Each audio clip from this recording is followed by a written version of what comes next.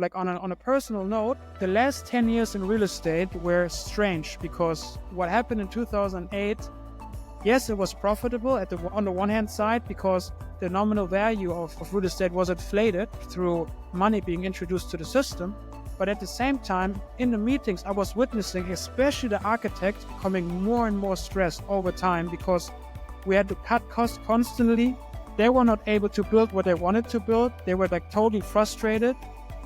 And it was like this fight between us, the developer, and the architect, of them wanting to build their vision, but not being able to actually materialize that because of increasing costs. And then at the end, being able to make a profit though because of inflation, but not providing the best type of product also didn't feel right. It made it feel very good.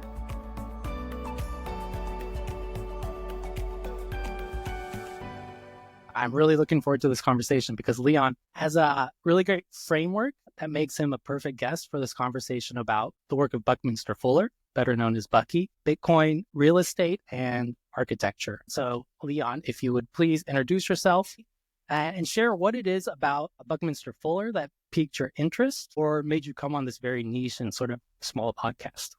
Sure. First of all, thank you for having me. I also, when you reached out to me, I checked your website and I saw that you are aligning with the vision that Buckminster, that Bucky had. And I like that. I'll quickly say something about myself and then how I found out about him and why I was so happy that you brought him back into my life, because I actually wanted to write an article, which is laying for almost 9 months. And I think having this conversation is a good reason to finish that article.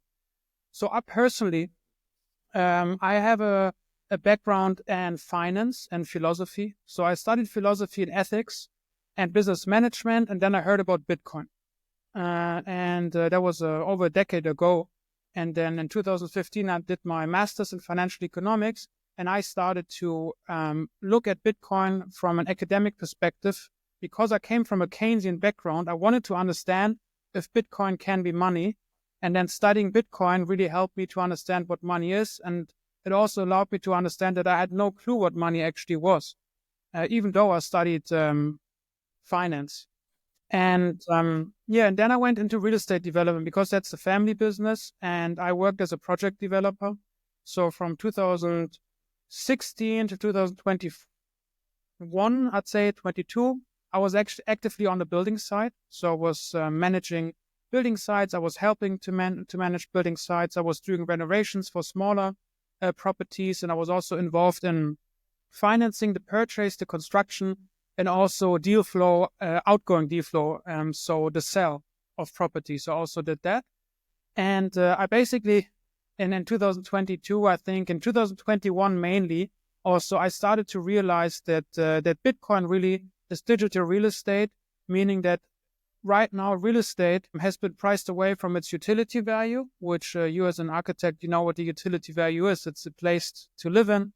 You can use it for production. You can also use it for entertainment purposes, obviously. So the utility in real estate is not just that it's a place to live in.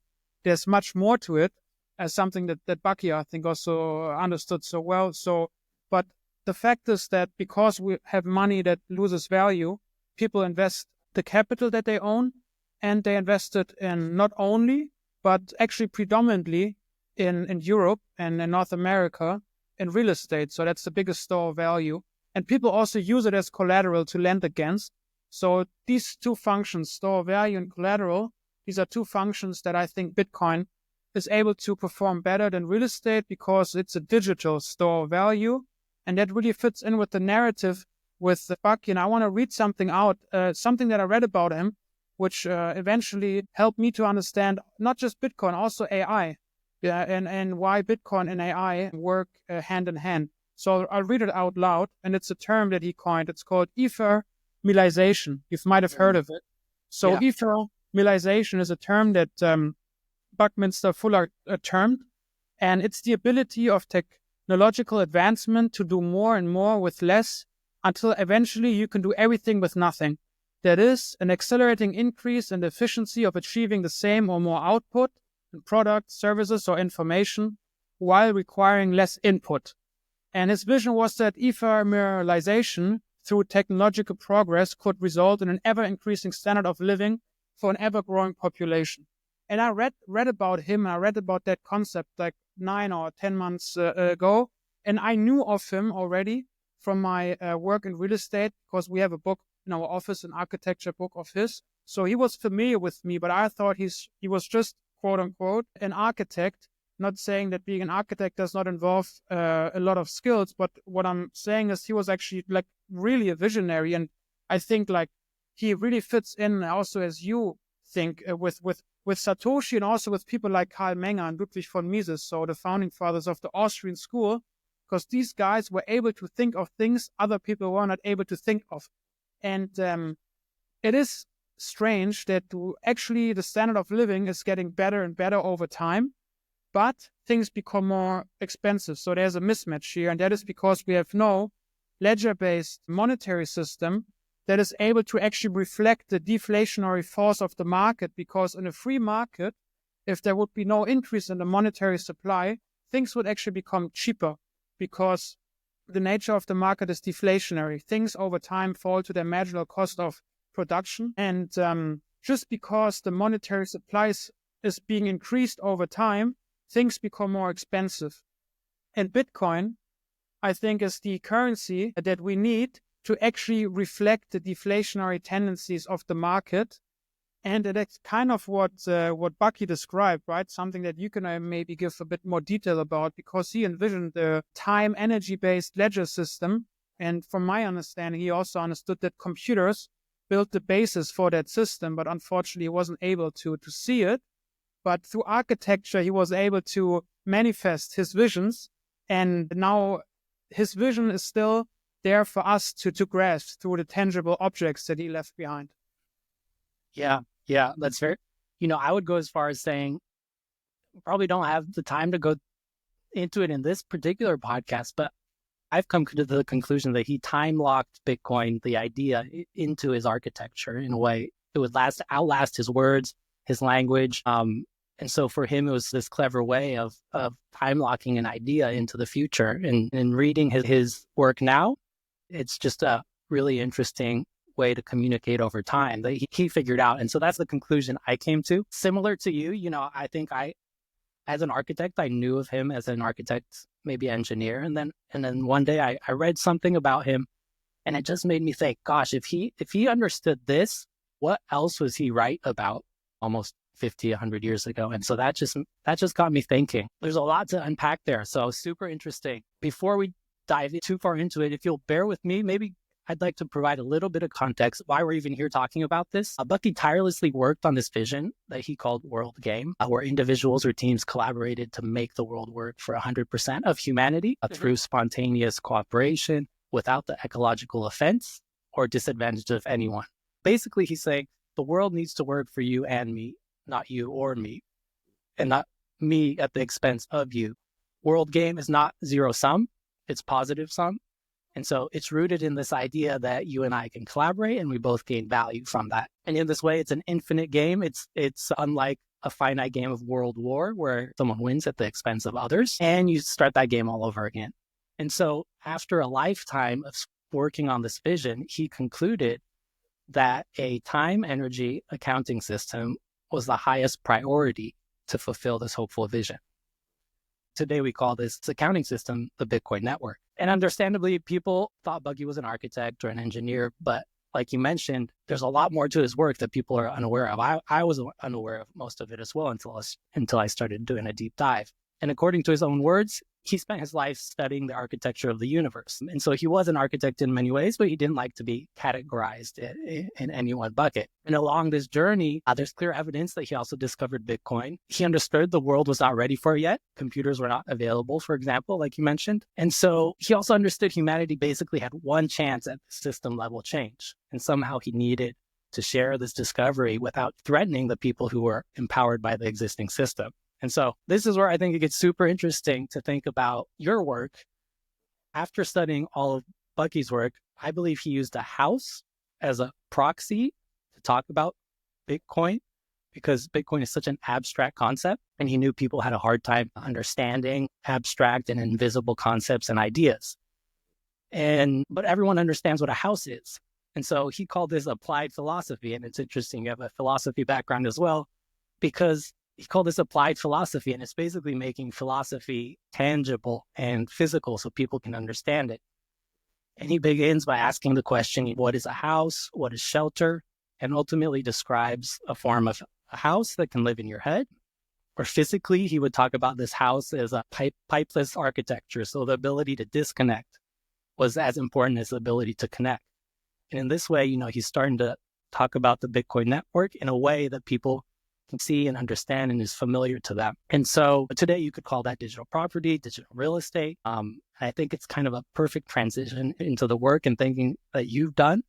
With that context in mind, I'd love to hand it back over to you. To many, this idea that real estate can be digitized, I think sounds like an oxymoron. They're maybe conflicting or it's a contradiction. So I'd love it if you could explain, what is digital real estate and why it's so important. Yeah, I'd be happy to. And because I don't know what can come in my mind right now, I'm thinking about the Sumerian culture. And the Sumerians were a culture in Mesopotamia, and they had one of the first ledger-based system. And that ledger-based system was actually an accounting system that recorded who owns what. And like Bitcoin, so the Bitcoin time chain or the Bitcoin blockchain basically records who owns what. So what is Bitcoin? Bitcoin is a ledger of who owns what. And the first form of property that came into existence was land, right? So the ability to hold a property title also allowed people to understand who owns what. So then I think if you think about that, thinking that we had a ledger-based system, an inventory-based system that accounted for who owns what, then we had property titles, land titles, and then years later, 5,000 years later, 1971, when President Nixon announced that the US would end the convertibility of the dollar into gold at a fixed rate, I think actually it's not that unsensical or irrational that real estate became a store of value. Because if you think about the transition from a ledger-based system to land, to the house on the land serving as a store of value, it's actually a mental transition that humanity went through. But there is a mismatch here because at the same time, we have increasingly adopted technology, meaning that we use tangible objects to measure wealth, but wealth is generated not mostly, but predominantly digitally. That also applies for money being made in the tangible world. So, for example, the oil industry, that's still an industry in the tangible world that makes a lot of money, but how are prices communicated? They're usually communicated via the phone, via the computer. So business, generally speaking, and globalized business is always based on digital and electronic communication. So the technological process that we went through is going faster than people can adapt mentally, right? But some people are able to, like Bucky was or like Satoshi was. So with Satoshi now providing Bitcoin, what he actually, I think, did, he allowed humanity now to mentally catch up with the technological progress and allow all of humanity to profit from it. Because the system that we live in now, because money is constantly created through debt, if you create money, you actually devalue outstanding currencies, because the way that the value of money works on average is if there's a higher quantity of money, individual units lose purchasing power.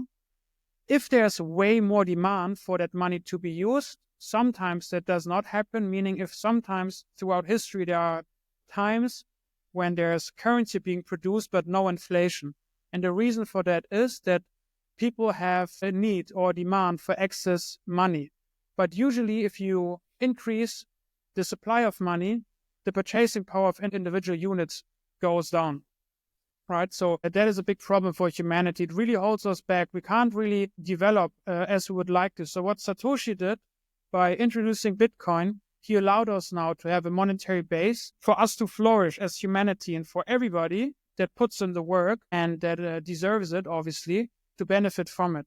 And the analogy of calling Bitcoin digital real estate, that is really a way to help people understand what Bitcoin is. Because if I talk about myself, when I learned about Bitcoin, it was very hard for me to grasp the real potential of Bitcoin. I was always looking at Bitcoin and gold.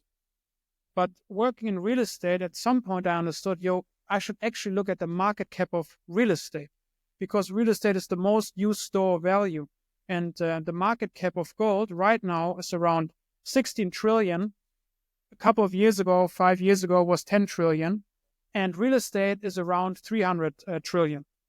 And if you think about that, you understand the real potential of Bitcoin. If we say that Bitcoin would absorb 200 trillion, a coin would already be worth more than 10 million, right? It would be more than 10 million per coin. But if we would also think around 3 million coins have been lost, some coins will not be locked, will not be released. They are locked, like Satoshi's coins, for example, and then there will be people that pass away in the future that will lose their keys. So the supply of Bitcoin is actually much less. So if you think it through like that, if we think about Bitcoin of being digital real estate, meaning the asset class of Bitcoin could be worth more than the real estate asset class right now, I think that opens up a lot of people to understanding the potential of Bitcoin. And that's why I like to work with that analogy, very much knowing that obviously Bitcoin is a ledger. Yeah, I think it's a great analogy. Obviously, as an architect and developer, it resonates, but I think to your average person too, it helps make that connection. I think you're right. We kind of went through this transition, and there are these externalities maybe that we don't understand or didn't understand because of it. And the implication on real estate, housing, architecture is one of those. And I feel like we're feeling the pain of that a little bit now. To quote one of Bucky's words, he said, "We do not have a housing problem. We have a problem of ignorance." And in some ways, he kind of knew that this housing problem was solvable. We just needed the tools to think about it. And so that brings me to this next question: is this housing, is this externality of this transition? And the housing market has gone through this struggle because of it. Bucky understood the, physical things like gold would eventually fall to their utility value.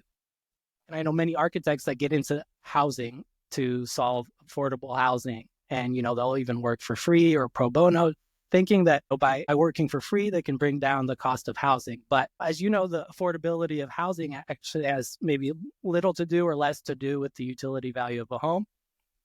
Can you kind of help explain the difference between the utility value and the monetary value or monetary premium that's attached to housing? Because I think that's one of the externalities of this process we've gone through that people don't really understand and are feeling the pain of right now. Yeah, sure. I don't want to sound too technical. Usually when I go through these things, my friends that listen to the podcast always say you sound like a roboter because you go through these things like a textbook. But what happened is in 1971, on 15th of August, Richard Nixon announced, like I said, which is known as the Nixon shock, that the U.S. would stop exchanging the dollar into gold at a fixed rate, because before, in 1944, at the end of the Second World War, the U.S. had most of the gold, and they met with their allies in Bretton Woods, New Hampshire, and they set up a new monetary standard. And what they did was saying they tied the currencies of the allied nations to the U.S. dollar, and they tied the U.S. dollar to gold. So there was some monetary standard there. But because after the Second World War, there was an expansion of territory for both the Soviet Union, but also for the allied nations, the Cold War broke out. And that was a very, very expensive war. And the Russians, because they followed the Marxist socialist system, they had a central bank that was printing money like it was nothing. So next to obviously having a lot of energy and having a lot of resources that they sell and a lot of funds through that, they were able to fund the war through the expansion of the monetary supply. And the US had to take a decision. They would either stop competing with the Soviet Union, or they would also be able to expand their monetary supply more.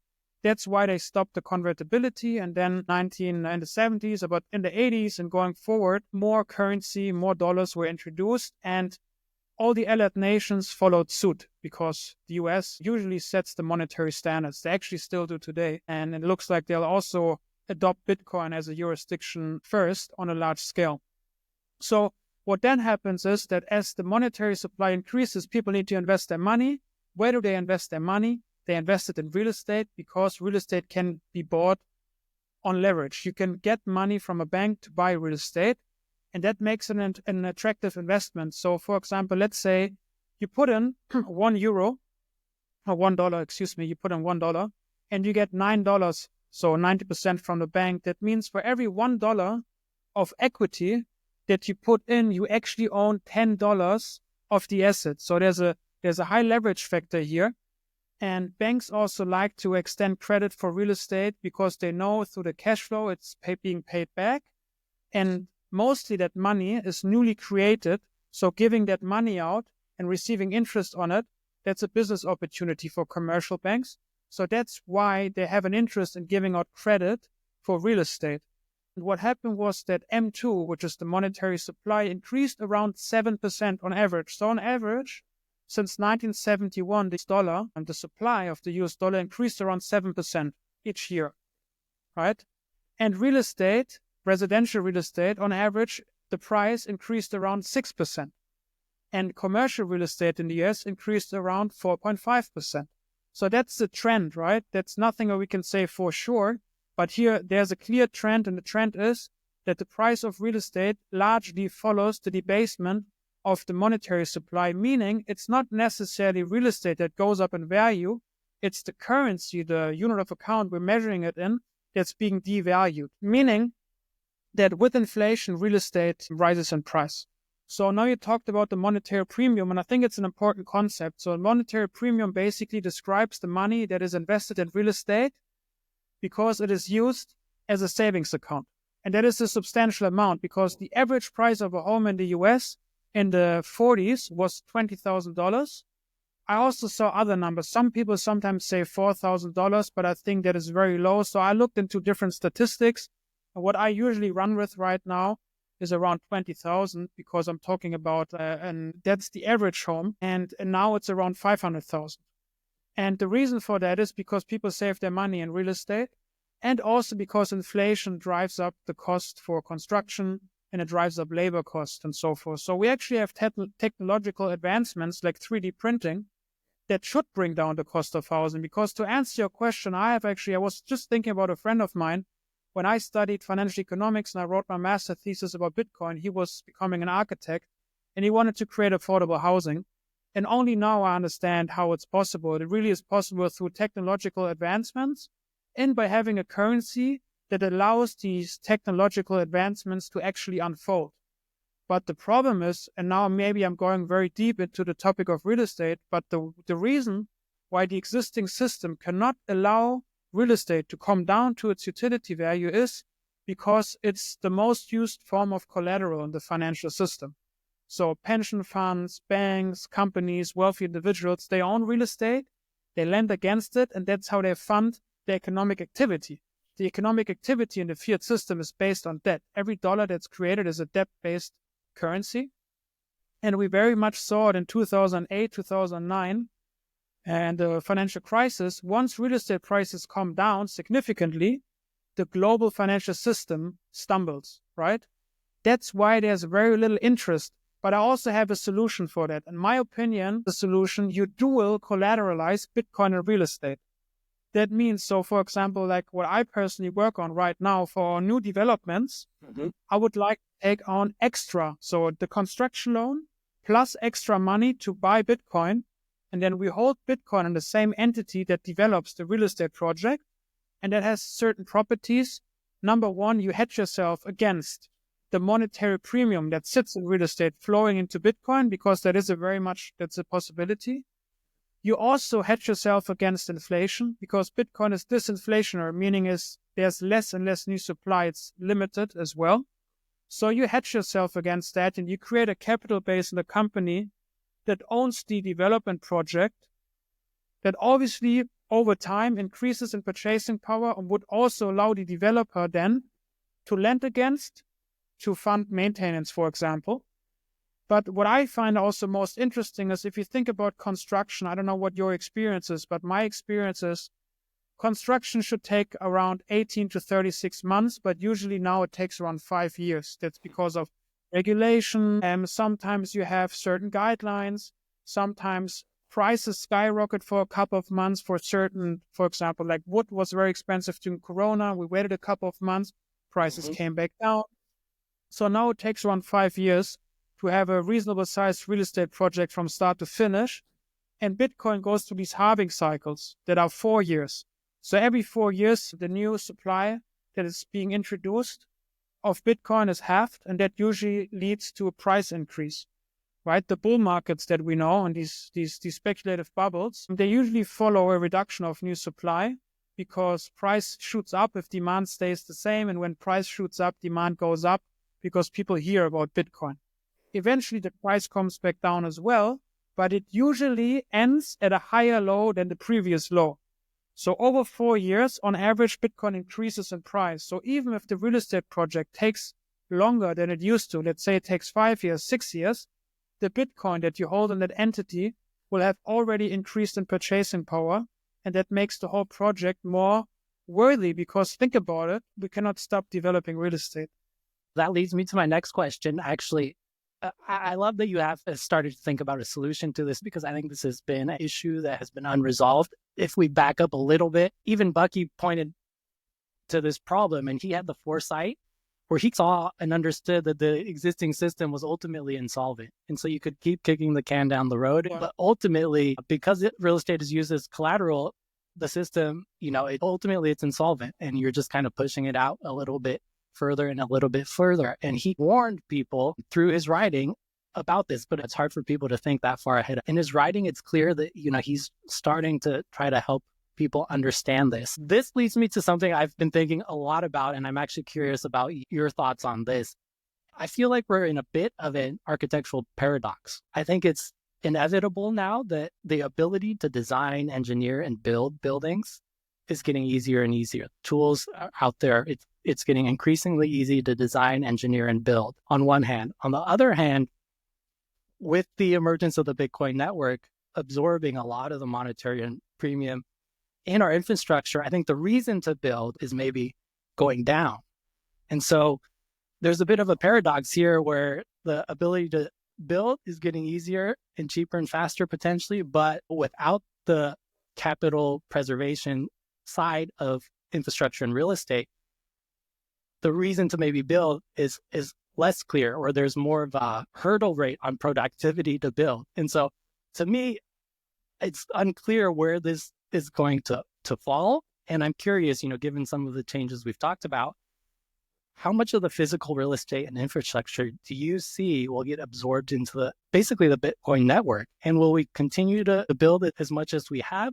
I'm kind of curious where your thoughts are on, if you look at a city and real estate and development. Does that make sense to you? Mm-hmm. No, it makes perfect sense to me. And I do think the dual collateralization of Bitcoin or real estate is a solution to that problem because we are at a point now, we are at the crossroad, at a historic crossroad. The system reached a point where it has become so sick that we need a solution, right? And in the past, the solution, quite frankly, was for most people war. That's right. what societies usually do. And it's like you said, it's a winner takes all. It might even be a zero-sum game, right? It depends on how you would define a winner, right? Because war usually brings trauma. So I don't think there's any winner in war. But on an economic level, sure, there might be. And in the past, that's what happened. That's what happened. Societies usually collapsed. And I think now what is good is that Bitcoin sort of as a cushion rises alongside the other system decreasing. So I think politics, and that's something that Boki also thought, that's not the solution. So you won't find a solution in politics. There won't be a single individual that has the solution. But I think the solution is in technology. And the problem is there's an information asymmetry because most people don't know about these technological advancements because some people are even scared of them because these technological advancements, they threaten the status quo. That means the people who are in power, they usually bash these new technologies, including Bitcoin, including AI, because it threatens their power. But actually, it has the opportunity or the ability to make life better for everybody on Earth. And I think the way to manage this paradigm shift that you're discussing is as a real estate developer, you really have to involve Bitcoin in your business. So if you already run a real estate business, start putting, I'm not making any strong suggestions here. Please come to your own conclusions. But right. I think from my perspective, putting rental income into Bitcoin, that is a great way to build maintenance reserves, right? And you can also, if you want to refinance existing portfolios, you can take some of that capital to buy Bitcoin. But if you start a new project, I personally would always incorporate Bitcoin from the beginning. You can just take some of the construction loan and buy Bitcoin, and hopefully in the future, financial institutions will also provide extra capital to buy Bitcoin, because think about it like that. Until now, I talked about the borrower. I talked about myself as the developer, or you as the architect. But what about the lender? The lender should also have an interest in giving out Bitcoin in a loan structure, because it's a hedge against a borrower default. Let's imagine the borrower defaults. If the lender also holds possession on the Bitcoin that were bought with the credit, that Bitcoin over time increases in purchasing power, and it acts as a natural hedge against borrower default. So there's benefits for the borrower and there's benefits for the lender. So that's step number one. I do believe that it's the individual that is responsible to take action, and it's up to us, to you and me, to spread that information so more people have the information.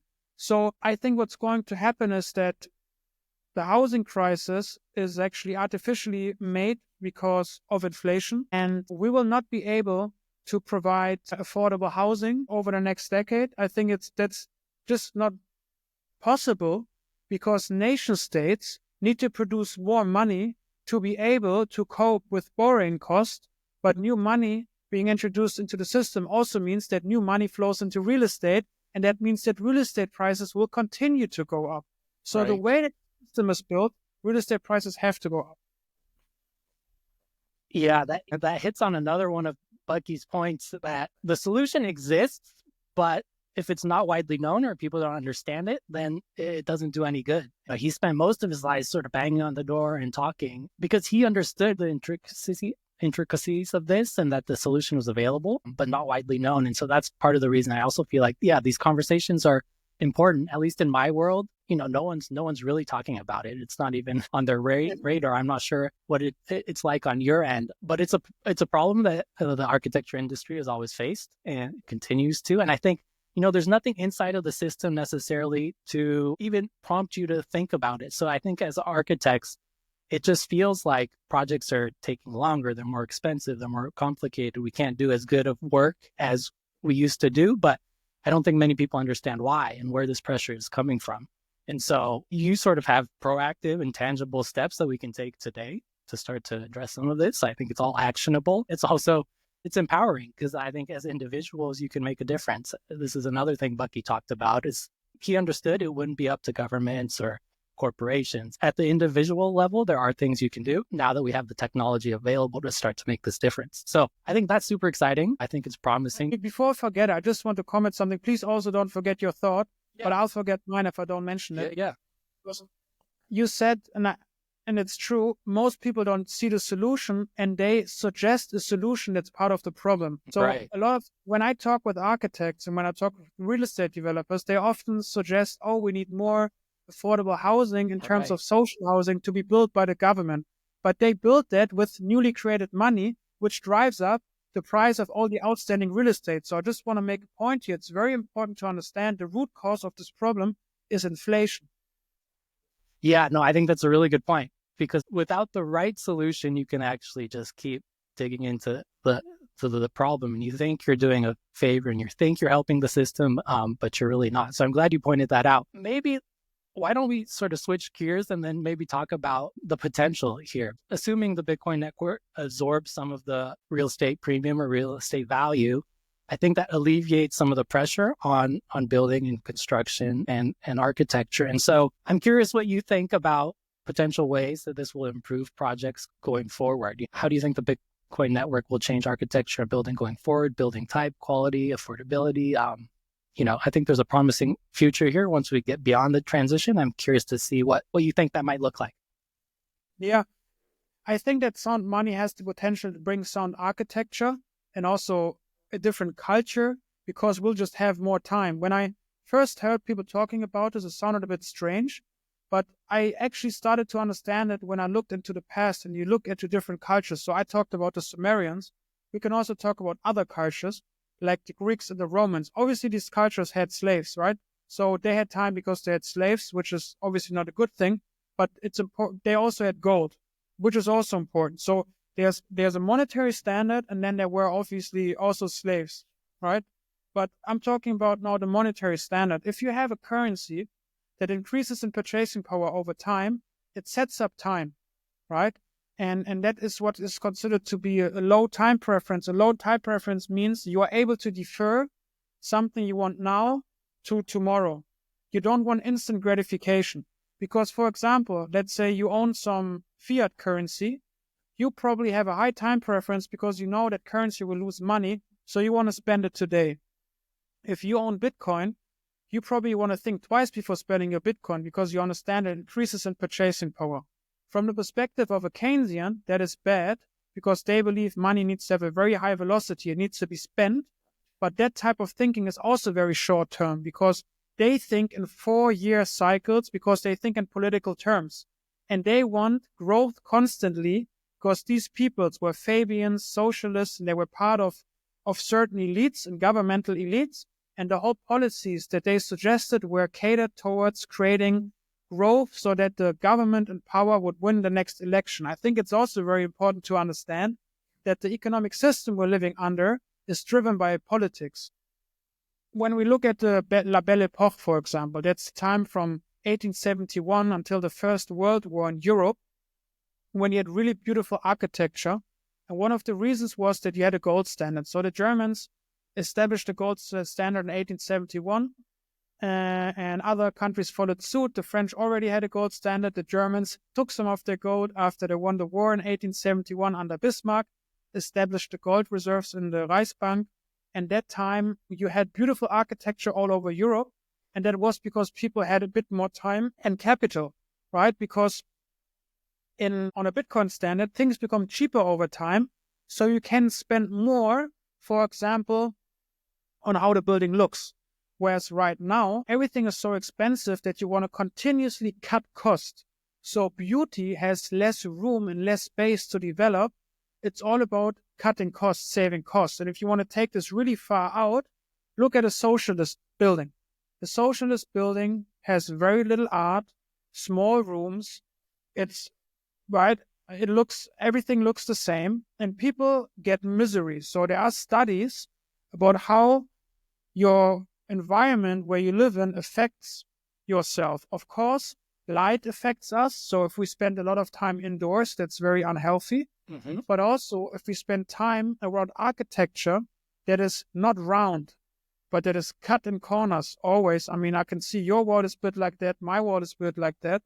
But usually architecture should be a bit more round. And you also see it in Greece and in Roman culture. They had a lot of more round architecture because nothing in nature is a straight line. Having a straight line just helps us to understand 3D reality. But architecture should go beyond that. But in order to go beyond that, you need to have time to think, you need to have time to plan, you need to have time to design. And if money constantly loses value, you need to earn more money, which you can buy less with, which creates stress and a low time preference. And that does not allow to basically build beautiful buildings. Yeah, I'm glad you said that. Architecture inherently and building and development inherently is a low time preference activity. And so if you have an inflationary monetary system that is incongruent with the time preference of architecture, it just doesn't work. And I think a lot of people don't realize that a lot of existing architecture is subsidized by time too, because costs are going up. I think the amount of time architects spend not billing their time, working 80, 100-hour weeks to make projects work and pencil out happens behind the scenes, and people don't really understand that that's happening. And so in some ways, I think we've gotten to the point where we don't even know what a building really costs anymore. And so without like a real understanding of the cost of what it takes to build, we can't really make much progress. What's that? It's very difficult to plan. Yeah. It's hard to plan 5 years out because you have no idea what anything's going to cost. And in many cases, we're also seeing the same building we built 10 years ago across the street. If we were trying to build the exact same building just across the street, it's not possible because the money doesn't go as far. You can't afford the same building materials. And that trend, I feel like, is accelerating. It's getting worse and worse. And it's getting to the point where you can't think, 6 months out, 8 months out, 10 months out. And as you know, these projects are complex and take several years. And so if you can't plan 6 months out, just eventually it just doesn't work. And then projects don't start at all. Yes, and I think it's important to understand nobody's doing anything good to anybody by creating money. It's very hard to grasp, because I had a conversation with someone. I would call myself apolitical.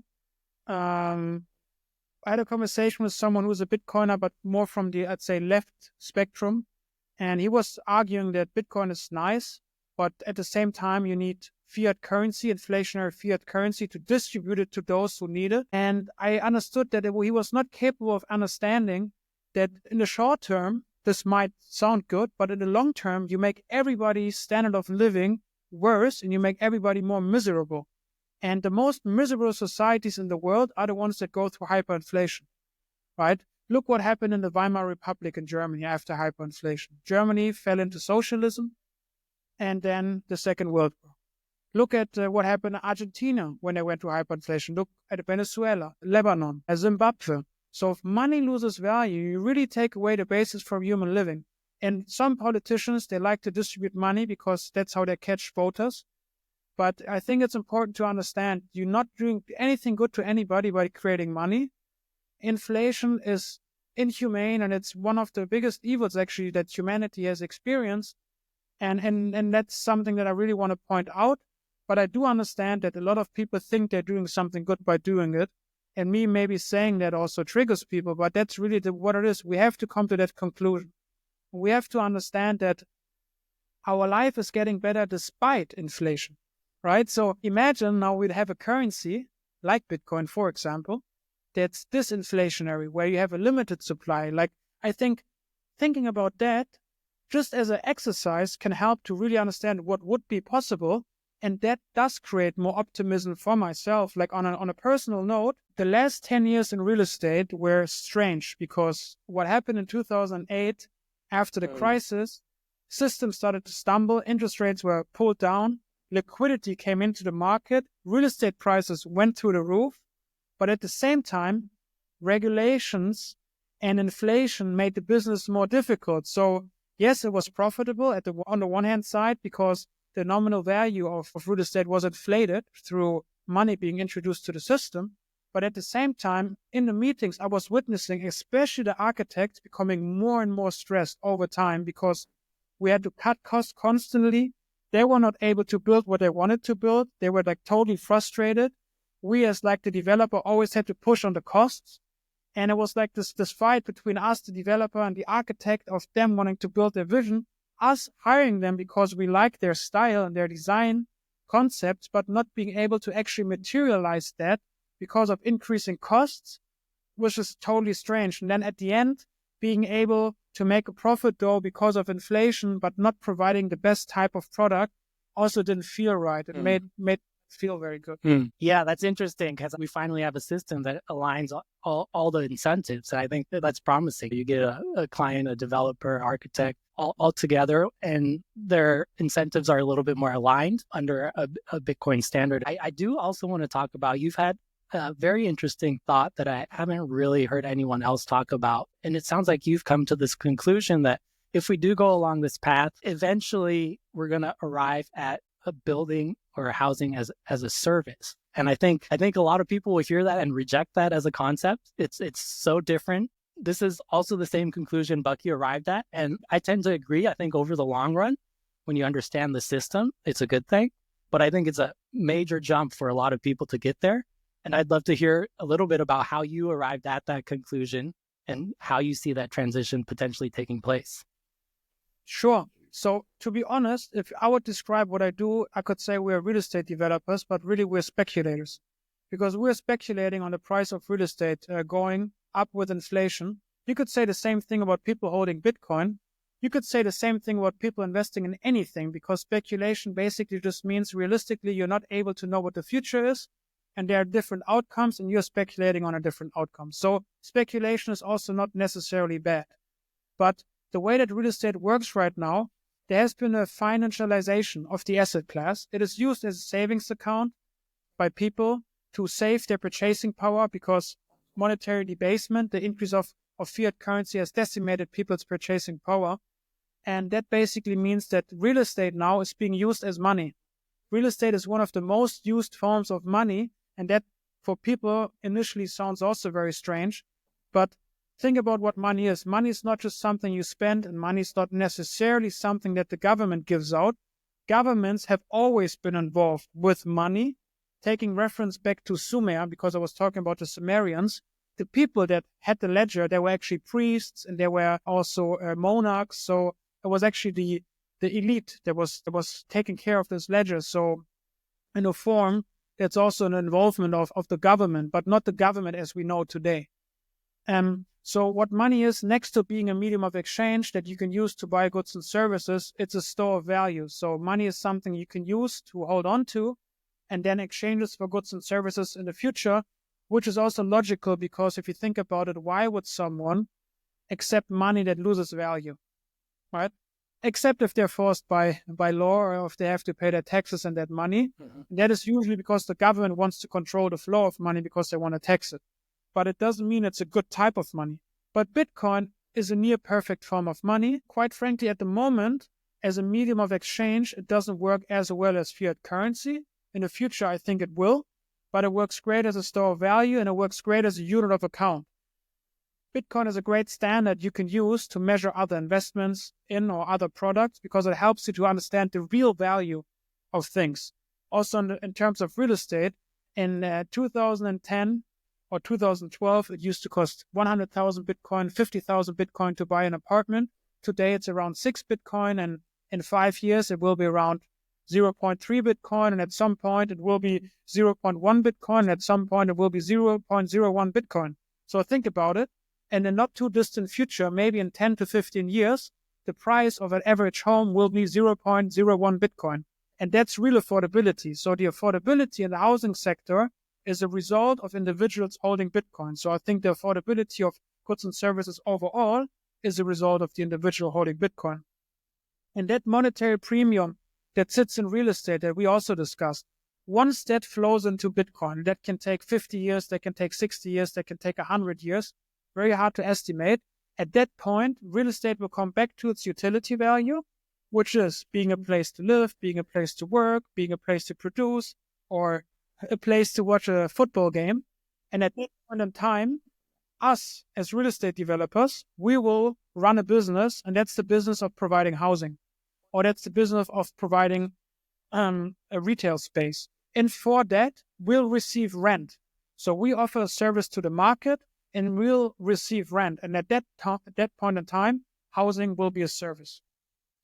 I've also arrived at that conclusion. Bucky's writing has changed my thinking on this quite a bit. He talked about also just mentally, there's a false sense of security, I think, in real estate. We've always assumed that it's really robust and safe. And so putting all of our wealth and saving it in real estate, it gives you a false sense of security. And he warned that actually this ability to move is really empowering. And so this ability to take your wealth with you wherever you go and not having it rooted in one place is actually really empowering. And so there's this false sense of security that comes with, if you look at classical architecture and this just feeling really rooted and grounded and protected, he tried to convey that that's really providing a false sense of security. Because ultimately, at some point, the environment's going to change or you're going to need to move. And so the ability to take that wealth you've had with you is really empowering. And I think we're seeing that with a lot of the real estate now, unfortunately, with the fires and insurance, all these people who've saved their essentially net worth in the real estate are feeling the consequences of that now. And so that's another way to think about, if there is another form of property that you can store your wealth in that isn't vulnerable to the environment or fires or politics, it should feel really empowering. It's a hard concept because it's digital and sort of invisible and not tangible for a lot of people. But I think you had a really good point there that you're making as well. And once that price comes down on housing, if it's more affordable, it really is an empowering and optimistic future, I think. It's fascinating the way that he thought about housing. Think about it. I mean, he could be a Bitcoiner today and his thoughts would still be relevant and they would actually be new to most people. Right. Even though he died, I think he died in the 60s, right? 83. 83, Yeah. sorry, not 63, he died in 83. Sorry, he died in 83, exactly. And I think that's just fascinating. Sometimes when you read some of the stuff, also when you hear him talk, you feel like, oh, he could be alive now. He could be like right next to me because what he says is so relevant. It's like timeless, and that's great. And personally, being someone that also comes from a family of that was involved as refugees, basically that went through a phase of being refugees, I cannot understand how people feel safe by having their wealth in real estate. It really scares me. So I personally, when I learned about the ability of storing the wealth that I own by remembering 12 words and being able to flee in case a totalitarian government wants to basically persecute you because you're part of a minority, that really got me. That really helped me to understand Bitcoin. So I have a problem with understanding how people feel secure by having their wealth and tangible assets because of the experiences of my family. When I talked to my grandparents, they were always told me you need to be able to leave the country quickly and so forth. And I think that in Europe, we went through the Second World War, and Germans, French, Polish, they were moved all over. Like people were moved all over. People lose their land titles. People lost, obviously, the gold they weren't able to carry their gold. So these stories that I heard as a child of property confiscation, either because the socialists took over, or because you were a Jew, or because you were a communist, or whatever. There's always somebody finds a reason to hate a certain minority, and then the first thing they do is they confiscate tangible objects and they put up a property tax. And just bear in mind, yes, there are peaceful times, but things can change quickly. And also think about the demand that creates all over the world where people cannot save their wealth in tangible objects. Rather, it's the Middle East, some countries in sub-Saharan Africa, also in South America, we have communist regimes. The utility of Bitcoin, I call it utility now, or the ability of using it to store value, that will create huge demand. Yeah, no, that's so true. And there's many nefarious aspects like that can threaten property, but there's also the natural disasters, or even something as simple as technology. Look how fast commercial real estate changed, right? There used to hold a lot of value in commercial real estate, and that changed so quickly as soon as people started to work from home. And that happened over a couple different weeks. So something that had so much wealth and security stored in it, outside of your control, can change overnight because of the changes in technology, the environment, politics. And it's just an interesting thing to think about. And to your point, I think Bucky's work is so relevant and tangible now. He often said he was thinking 50 years ahead. It's pretty incredible, the foresight he had. And I think reading and writing or listening to his work now is really relevant, if not more relevant than it was 50, 60, 70 years ago. I think so too. I'll also start looking into it more. I really appreciate you reaching out to me because that sparked my interest again. And I'll try to finish that article. Yeah. At least it's gonna be a post that I'll do. Yeah, I would love to read that. So maybe just a couple final thoughts here. I think, real estate and architecture is supposed to be this tool for humanity, but so much of the potential, I feel like human potential is stunted just by the existing system and locked up in real estate. And, you've had a couple great ways and tangible ideas, I think, of unlocking that potential. So I think it's an optimistic future. But I think there's a gestation where there's a lag between the tools being available and people understanding them. And so I think the conversations like these are really, really helpful to have. So I appreciate you coming on and talking through your framework. Do you have any closing thoughts, or, where else can people find some of your work? I look forward to that article that you've been working on, and don't wait 9 months to finish it up. Yeah, I share a short form with it. It's really about the concept of ephemeralization. So doing more with less, because it ties into AI and Bitcoin, and how AI as a deflationary force and Bitcoin as a disinflationary money can really work together to make ephemeralization happen. So it's just going to be on that. And if you're interested in my writing, I share my strategies usually in my thought process on leonwankum.substack.com. So you find stuff there. And I also have a website, leonwankum.com, where I list all my publications from 2015 until now. And I have a book coming out that I'm working on called Digital Real Estate. Oh, yeah. I'm really looking forward to that too. Me too. I can't wait it to be finished. But it's exciting to write it. Actually, it's fun. I'm spending a lot of time on it, and I'm the kind of guy. Sometimes I just end up reading for 2-3 days because I go deep into some rabbit holes. But I'd like to give myself that time, and then also really maybe live out a low time preference lifestyle, because Bitcoin does help me to do that. And so I'm excited for that. Hopefully in September it's going to be out and available for purchase. Great. Well, thank you for your time. I'd love to dive back into that maybe when you have a little bit more time in the future, because I think that's also a very, very interesting topic that I'm sure you'll be talking about a lot once that book comes out. So I look forward to that. No, for sure. I'll be very happy to. I'll reach out to you when I know when the release date is. Oh, yeah, that'd be great. Okay. Appreciate it, Leon. Take care. Thank you. Thank you.